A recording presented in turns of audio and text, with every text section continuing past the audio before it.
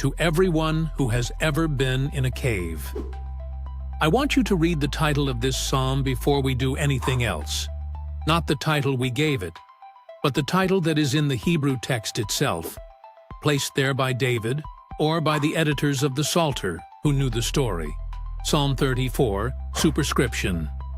A psalm of David, when he changed his behavior before Abimelech, who drove him away, and he departed. Read that again slowly. A psalm of David, when he changed his behavior. That is the most gloriously understated description of one of the most audacious survival moves in the entire Old Testament.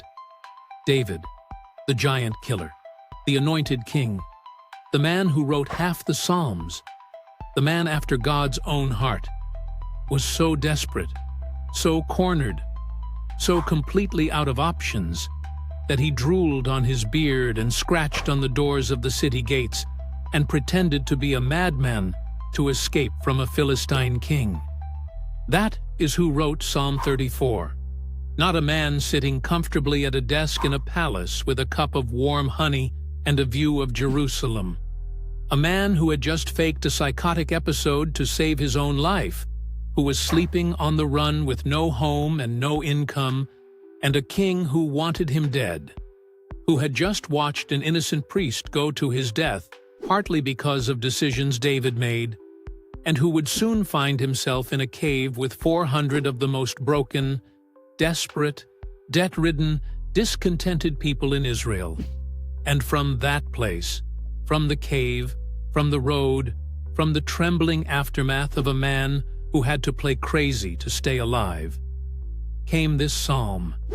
Taste and see that the Lord is good. The angel of the Lord encampeth round about them that fear him. The Lord is nigh unto them that are of a broken heart. You cannot write that from a comfortable place. You can only write it from a cave. And that is exactly why it still speaks to every person in every cave, in every century, in every nation on the face of the earth.